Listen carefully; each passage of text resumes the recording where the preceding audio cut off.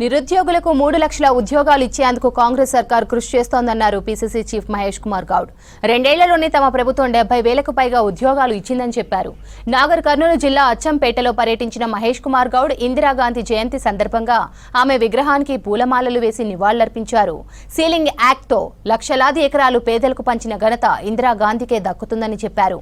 ఇందిరాగాంధీ ఉక్కు మనిషి అన్నారు మహేష్ కుమార్ గౌడ్. ఇందిరాగాంధీ గారు మేటి మహిళ. భారతదేశమే ఆనాడు వారి గొప్పతనాన్ని గురించి చెప్పుకోవడం కాదు, యావత్ ప్రపంచ దేశాలు.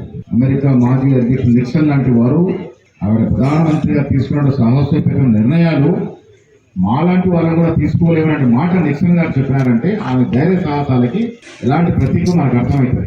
ఎన్నో చరిత్రాత్మక నిర్ణయాలు ఏ నాయకుడు తీసుకోలేకపోతా ఉన్నాయి. భారతదేశం అంటే కొన్ని వందల సామ్రాజ్యాలు ఉన్నాయి, వారి వద్ద మనం బానిసలుగా ఉంటుంది. అటువంటి సామ్రాజ్యాన్ని రద్దు చేసింది. బ్యాంకులు ఎవరి చేతుల్లో ఉండే, బడా వ్యాపారస్తులు పెద్ద నాయకుల చేతిలో బ్యాంకులో ఉంటే జాతీకరణ చేసింది. బ్యాంకులు తీసుకొని జాతికి అంకితం చేసింది. రాజాపాలు రద్దు చేసింది. నాడు గరీబీ హఠావో నినాదంతో ఇళ్ల పథకం తీసుకొచ్చిన ఘనత శ్రీమతి ఇందిరాగాంధీ గారి.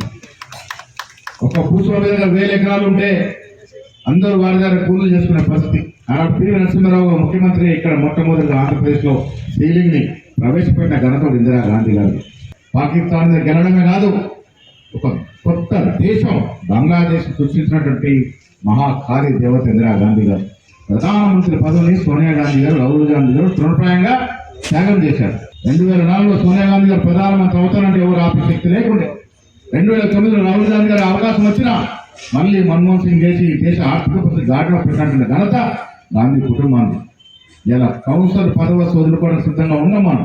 అలాంటి ప్రధానమంత్రి పదవిని త్యాగం చేసినటువంటి ఘనమైనటువంటి కీర్తి గాంధీ కుటుంబం.